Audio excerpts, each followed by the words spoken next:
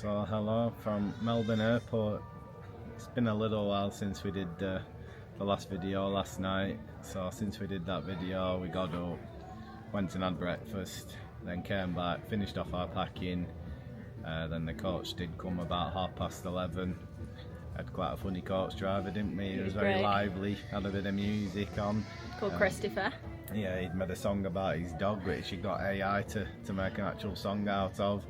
It's better like that, because then it went quicker. That hour and a quarter went really quick. More fun. It wasn't anything silly. He weren't banging music out. We just played a few songs and had people laughing a bit, didn't he, over the intercom? Yeah. And then we got here. Pointed out a bad driver. Yeah, a drunk driver, I think, got pulled over by one of the state troopers. So then we got here, and it is what it is here. It's just super easy. You get here. There's probably about a queue of what are the people that are on the coach. You then go through to security, which takes about 4 minutes, and then you go through. We went to the same little food place that we went to last time and had a nice little meal this afternoon, didn't we? We did, yeah. And now we're just sat here basically waiting for the plane in about an hour and a little bit. The plane's already here. It's one of them where I think it comes, has a couple of hours on the ground, and then turns around with us on to take us back to Manchester. So with that will be the end of the holiday. So just to recap on the holiday, all started about 3 weeks ago. We set off from Manchester, got here, we did 2 full weeks in Universal, starting in the studios. Obviously, like we'd said, we'd never been to the studios properly in the day. We did the Halloween Horror Nights in previous times, so it was nice to see that. And that was our first impression of Universal, so we didn't really know what to think, because we'd only ever experienced studios. So we did studios and we thought, yeah, it is what we thought. It's a good part, there's nothing wrong with it. It's just getting a bit older, I think. A bit older and very much screen-based. Yeah. But obviously, seems like they are starting to do a turnaround of the rides, obviously closing down Rip Ride Rocket and opening the new drift coaster, the Hollywood Drift Coaster. Yeah, so that'll bring a lot. Having an actual coaster there will change the park a proper completely. Coaster as well, because it's going to be the same basically type of coaster as what Guardians of the Galaxy is, but outside. And then the knock-on from that is they're then going to shut Fast and Furious Supercharged down, which I'm pretty sure everybody will be happy about, because that ride is bloody awful. But then after that shut, I imagine then they might shut then another one, and eventually they'll probably turn the park around a bit. Yeah, it's like Simpsons just need to absolutely redo it. Yeah. That is, the ride itself isn't too bad, but it's just the graphics, screen. isn't It is so bad. It's like it was the screen simulation was made in like 1990. It needs updating. It's really blurry. It's hard to focus on. That needs a redo.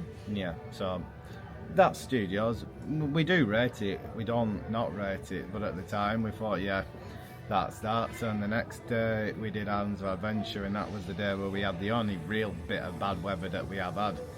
So we only really got half a day in Islands of Adventure, because we decided to sit inside Doctor Doom for 2 hours, and then by then everything were a bit cold and miserable and wet. Yeah, the weather had changed, hadn't it? But we did go to Mythos out there, so that was a good thing to do, and especially since while we've been here they've announced that that's all going to close. They're going to close the whole of the last continent, including Mythos, which I'm sure a few people will be upset about, but I'm sure another restaurants will come in its place and they'll be just as good. Obviously getting to experience Velocicoaster and Hagrid's at that part, which are the 2 major coasters. There's lots of good stuff in there as well. Incredible Hulk is good, but he's still maintained that is the most intense coaster I think I've ever done. That is a real, if you've got a little bit of a headache, don't go on it, because you'll have a big headache by the end of it. So yeah, anything else on Islands of Adventure? No, I quite liked it. It was different than Studios in a good way, a bit more better rides. Velocicoaster for me is by far the best one on there, although Hagrid's is just a little bit underneath it. The fact that you can ride it on the motorbike or the sidecar, you have the option for both. It is better on the motorbike because you just have a bit of a different feel to it rather than just sat there. Although some people do go on the motorbike and just sit there anyway, so you do have the option of just sitting there. You don't actually have to lean forward and hold the handles if you don't want. But yeah, I really enjoyed that. Yes, I was going to say, let's see what Katie said. I think with Hagrid, actually last time I went on it, we got bored of standing in the queue, because that was the only queue that we basically went in that it just got a bit too much. So I think we were 20 minutes into the normal queue, and we got to the point where you'd split off for the single rider, and we just thought, do you know what, let's just do it. So obviously then we got paired with another person, and I got paired with a young lad who was with a big family, and I said to him, you know, what do you want to do? Do you want to go on the motorbike or the sidecar? And then he said to me, it's up to you. And I said, well, no, you've been in the main queue, you decide. So he said, oh, I'd like to go on the motorbike. And I feel like with that being nice, I got front row with him. Yeah, I got front row with him, and that was good, but still, nothing beats being on that motorbike. That motorbike is the best for that ride, isn't it? Definitely. Yeah, definitely makes the ride feel a lot better being on that bit. But we both did the motorbike, didn't we? Yeah. I think we went on it 4 times all in all, Hagrid's. So I was in the sidecar 3 of the times and on the motorbike once, and by far the motorbike was the best one. I think you did it twice. I did it twice, but the first time on the motorbike it kind of disrupted, and we kind of got held for a few minutes in one of the sections. So Aaron let me go on it again the next time. Yeah, really good ride, but like I say, it was the only. It was the only ride that we did find the queue got a bit much, and obviously we only joined it when it was 70, 50 minutes to 70 minutes. Sometimes it gets up to 2.5 hours, and there's absolutely nowhere we could do that. But it's the first time we went on it. Yeah. Was it the first time? It said it was nearly 2 hours, didn't it? Yeah. It was the queue. I don't know how they got that so wrong. Like, it was ridiculously wrong. I actually got burnt outside because it was outside for like an hour. Well, that's in direct sunlight. It's not great. That's it. So we basically worked out that anything more than 70 minutes would mean that you were going to have a period outside, and like Katie said, it just bakes you. So if it said anything more than 70, we just didn't go on it. No. But that one time they just clearly got it wrong. But it seems to be it's the only ride they have a problem with the express passes with. They seem to put far too. I know they're paying more money, but they seem to put far too many through, and really do neglect that main queue, and it ends up being massive. And what happens for the express people there, instead of them just going on once and going on to the next ride, they'll go back round and do it multiple times, and then they're complaining that they're waiting 15 minutes. But then it means like people in the normal queue are waiting 2 hours, if not more. So it's kind of spoiling it for them, which, like Aaron said, I understand they are paying the price, so they will always get on quicker. But yeah, and then obviously the third day was probably the day of the holiday, most day holiday, that blew our minds, and this is it blowing our minds at 9 a.m. when we got there. It had a very much a Hollywood Studios feel to it when you got there on the coach, on the bus transfer from the hotel. The minute you go in, you can just tell you're in for a good day. The theming is just immense, and I'm sure I don't need to tell you on this, you will have seen the previous videos by now and how much it did strike us. Definitely going into Nintendo first, it's that good, it's almost overwhelming. Yeah. But like the Bowser, the Mario Kart challenge, excellent. Like technology in that is fantastic. I've said to Kay, I'd very much like that in our garden. You'd like a lot of things in the garden. Well, as well as Velocicoaster, Stardust Racers. But yeah, talking about Stardust Racers, we had a conversation this afternoon about just sort of the first rides we had on things and how much they did take our breath away. And definitely Stardust was one of them. But of course it's a Mack coaster, and we always find the Mack and the Intamin roller coasters are just absolutely fantastic. They seem to be way ahead of a lot of people, don't they? Yeah, they're just incredible, just from start to finish. They're just absolutely amazing. And Stardust, the whole ride was so like immersive, because you have got the other carriage going at the same time as you, and being that close, especially in the twisty bit. The twisty bit at the top on one of the bits where you are so close, it just feels that extra little bit special because of that. I've never been on a coaster, especially one that runs 2 trains at the same time, where it interacts so closely. Like Katie says, at points you feel like you could high five someone on the other train. You get that close. The power of it when it sets off as well, especially the double set off, it's just incredible. Even the carousel, it's just really nice. It's well themed. It's got loads of different settings on it, so every time it's different. Yeah. Then of course you've got the Dartmoor, Saint Katie, another ride that absolutely blew my mind. Monsters Unchained. Saying how lucky we were actually that a lot of the time when we went on a ride for the first time, we got the full proper experience. So with Monsters, everything was working in it. And I genuinely, when they did come off, and I just looked, I know myself, I looked flabbergasted. I couldn't believe what I'd just been on. And like I said at the time, for me, it's just, that's almost perfection for that ride. It's something that I've always wanted someone to make, and for me, it is almost perfection, that ride, when everything's working. Yeah, it works out just a couple of times more towards the end of the Universal part. Some of the animatronics didn't work, which you can imagine though, because the technology that they use, they're constantly running throughout the day, so there are going to be bits where some of them do need a little bit of a fix and stop working. But the first few times we went on it, everything were working, and like Aaron said, it's absolutely fantastic.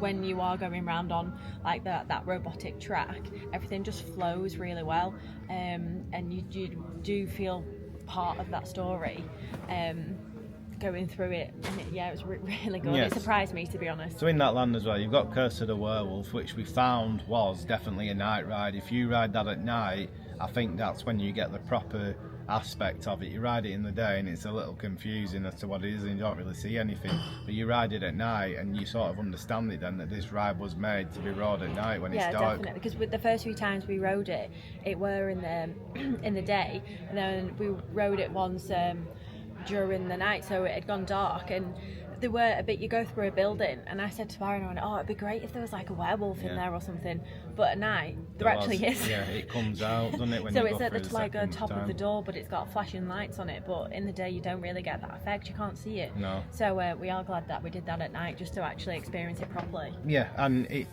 with that land, it does feel like there is room for another major attraction in there, which I'm probably sure is somewhere down the line in the planning for that. Obviously, they don't want to open and play all the cards at once, because they've got to have the longevity of the park. So obviously, we've heard that with Nintendo, there's a Zelda land basically being started already, like groundwork. So they're clearly not going to mess about. They are going to add to it sooner rather than later. Yeah. We had Isle of Burt, which again, if it wasn't our favourite land, it was right behind it. Just again, the amount of effort and love that had been put into that land. Yeah, I really liked that bit of the park. And especially Hiccups Wing Gliders, which I think technically is a family coaster, but I've not heard one person on this whole trip that doesn't love that ride. No. And it's not majorly intense. It's just been really well made, really well thought about. The last time we rode it, it was actually at night as well.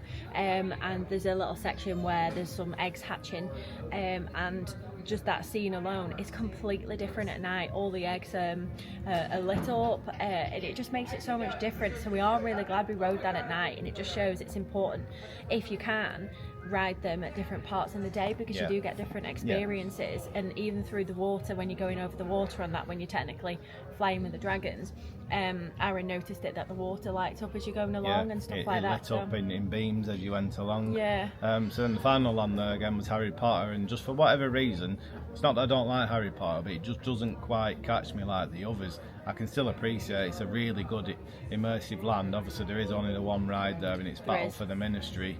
It's one of them, you've got to play your cards right with that one. If it's around an hour, it's fine, because the line is that immersive and that much to see. The ride, we said our points on it. We feel like there could be a little bit more of it, but by no means is it a bad ride. No. And again, it's another land which for me is basically waiting for its next major attraction, which I'm sure will be in the planning. So after that, obviously we had the 2 weeks. Just to go back to the Harry Potter, so the show in there is more, and I think the whole vibe of that place is more probably focused on Fantastic Beasts rather than Harry Potter itself. Aaron hasn't actually watched the Fantastic Beasts films, so he was a bit like, what?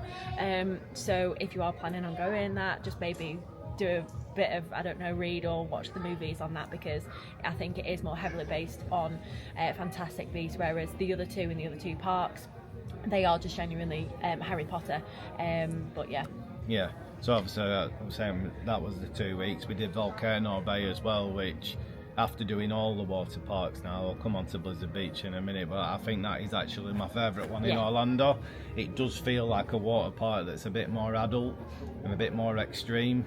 As you'll know, we did Summit Plummet at Blizzard Beach, and that's no child ride, but it does feel very much for us what we like. Yeah. Even some of the slides, and you fall out, and the drops, I think 6 or 7 feet is it on the biggest one, Something, into the pool, and it's just stuff like that. The others are a little bit more tame, but I definitely say I think Volcano Bay is my favourite water park, and it would be something if we did come, even if we were at Disney and we had a bit of an extended period, I would do a day there, no problem. But it is actually closing.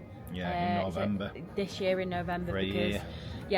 For a whole year, because they're refurbing the whole thing. They used to have bands there where you can go on like a virtual queue, so they'll be getting rid of all of those stations that are already there, and I presume they'll be refurbing the rides that are there and potentially adding new ones. Yeah, I think, and just on them bands, I think it's actually a good idea from what we could see, because before we went and they still had the bands, the Krakatoa coaster, which is the one with like the power coaster in there, that seemed to be that you basically got one shot on it in a day because the wait time was that much, because everyone would have the bands on. Well, every time we went, I think, did we go twice?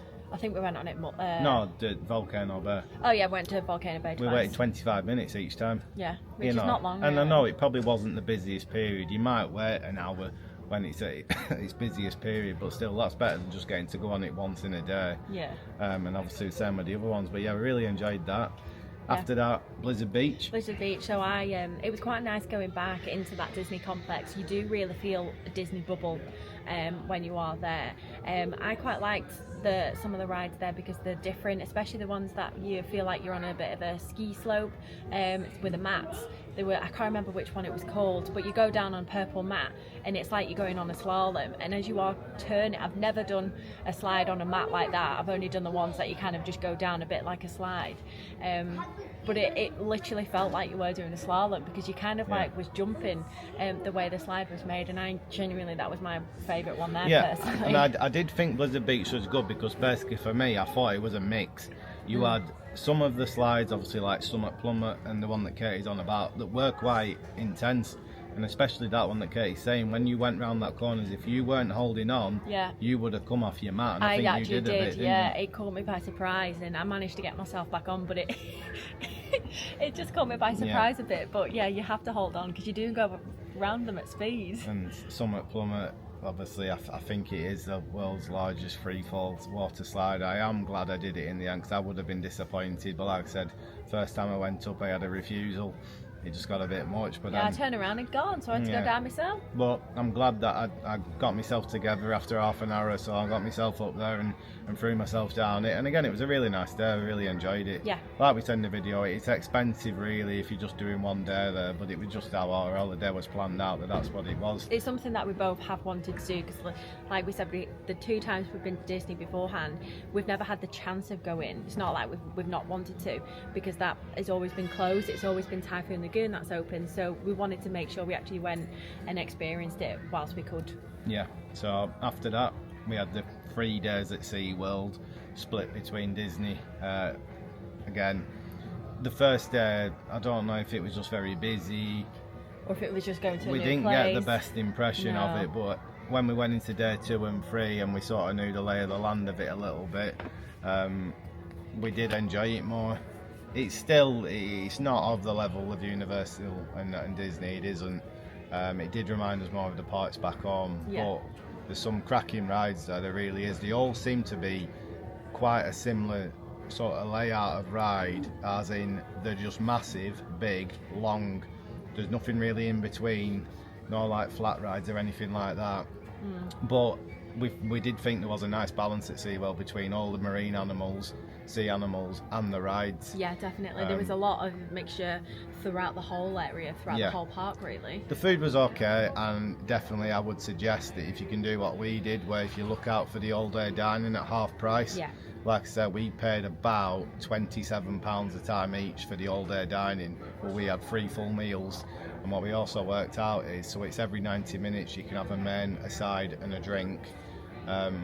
But if you don't want the main or the side in that 90-minute period just after it, you can just get a drink. Yeah, and it does reset for the 90 minutes. Resets for 90 minutes, but if you're in between dinner and tea and you just want a drink, you can do it. Yeah. No problem. Yeah. So yeah, we did enjoy that. Yeah. Then we did Disney After Hours. We did. Disney's Disney. Magic Kingdom's Magic Kingdom. I said to Kate, so obviously we had the 3 hours where everybody was in the park, and then the 3 hours where most people had left. I actually enjoyed the 3 hours more when everybody was in the park, because it felt like Magic Kingdom. When everybody went, don't get me wrong, I love walking on the rides. It felt like a corporate event a little bit. It didn't feel like Disney, and we have said this off camera, like we're both glad that we did it because it was an exclusive event.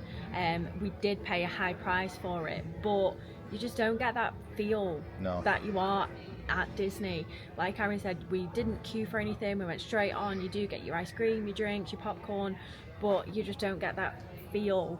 And I think Aaron said on one of the other videos, I'd rather just pay for a whole day there, and actually enjoy it that way. Yeah, so I'm sure you could get it cheaper anyway in advance from one of like the UK ticket brokers, but if we'd have paid the gate price for Magic Kingdom on the day, that worked out at about the same price as what we paid for the after hours. I would have rather done the whole day. I'd have rather got there at 9 a.m. instead till 10 p.m. than done the 6 hours that we had, really. The only pro about that were we did actually get to see another exclusive show on the castle with the fireworks that everyone else had already left the park and gone, so they didn't get to experience it. And because the limit of the park is so small, you could choose where you wanted to stand. People were sat down. People weren't crowded, struggling, you couldn't see. No matter where you were, you could see the whole view of the castle, and it was really nice to actually be able to see it and properly watch it rather than someone's head being in the way, phones and all this. It was, if you wanted to record it, you just held your phone like that. You didn't have to hold it high. It just that was nice. Yeah, that was probably the best part of the whole event, really, to be able to see that. And it's not a show that ran for very long either, so it's nice to see it. And then finally, obviously yesterday we did Busch Gardens, which again, like we said in the video, it was a bit of a rush day, but we only had 1 day at the park. That's on to us, really. You know, we could have easily have planned for 2 days and just got that coach again, but we just wanted to do all the rides basically, because it's somewhere that we might not go again, you never know.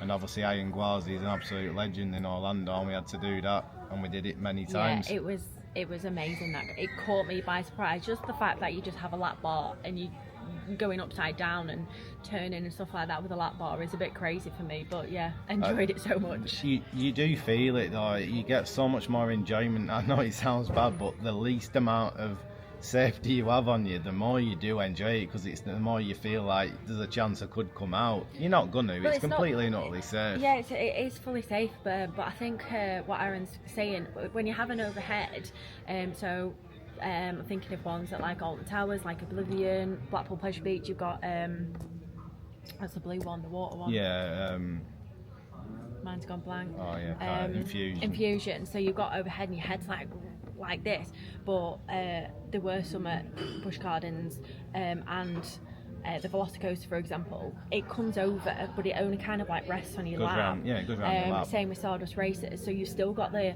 freedom of moving, and you just feel more free. You're not really restricted, and you can enjoy the ride a lot more. Well, I think especially with them two that Katie just mentioned, it's really important on them, because you really feel the elements properly with just having the lap bar. You wouldn't feel it if you have an over the shoulder. I think they're starting to listen to that back home, because I know Victus at the day of filming today has opened, and I know that's just a lap bar, and obviously that goes upside down quite high up, so that'll be interesting to ride that at some point. So maybe it is something that they are starting to do a bit more back on, but I know a lot of people, they don't like it, they don't feel safe, and there's no reason to. You know, let's be there for a let's reason. just think, in our time that we're thinking now, the only accident that we've ever known of was the Smiler, and it had over-the-shoulder restraints. You know, so there's no reason to be afraid of it. And that wasn't anything to do with the restraints. That was just human error of the carts. So. Yeah. So weather-wise, I'd say all in all, out of the 3 weeks, we've probably had about half a day's worth of rain. Out of the 3 weeks, which is really lucky. I actually thought we were going to get more rain than we did. Yeah, we've hardly had any fun. We've had one thunderstorm actually, and then we've had probably 3 or 4 other times where they thought one were going to come in. One of them gave a crack of thunder in it, but there were no lightning or anything, and then it passed. And the others, they just clouded over, but then they went. But obviously the parks have to be safe, and while it's like that, they do just shut the outdoor rides. So other than that, it's just some of the food places we've been to. So Denny's, we've never been to Denny's. We've had 3 meals there, and we really enjoyed that.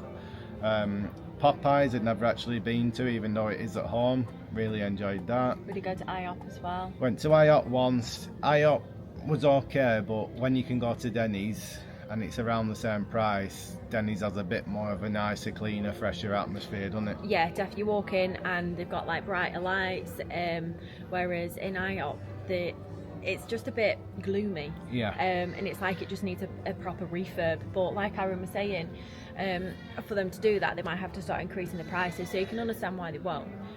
But the food there was still really good. Yeah, no that's complaints. it. We only ate there once, but the food it was top notch. It felt like proper home cooked. Well, I had a burger and it felt like a proper home cooked burger. Yeah, really juicy. So we really enjoyed that. I felt Longhorns as well. Oh, we did. We did the Longhorn steakhouse. Steakhouse. Yeah. That was fantastic. That actually, to be honest, puts Miller and Carter to shame.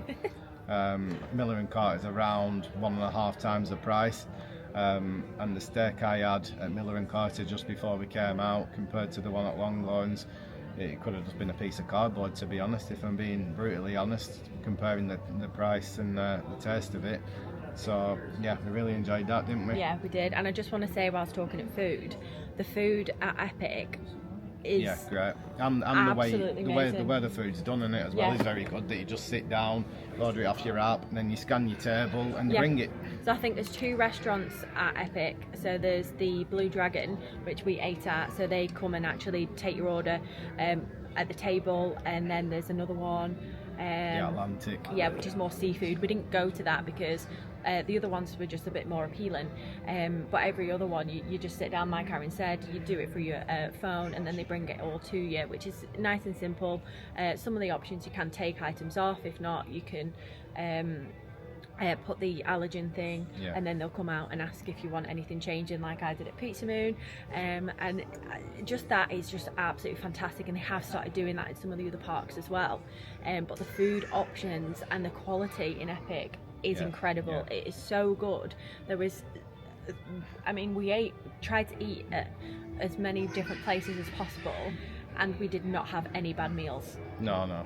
We loved them. Yeah, I know some people's opinions differ, but for us, Epic is now the benchmark really for the modern park. That's how it should be. By far the part that we enjoyed the most, there's no doubt about that.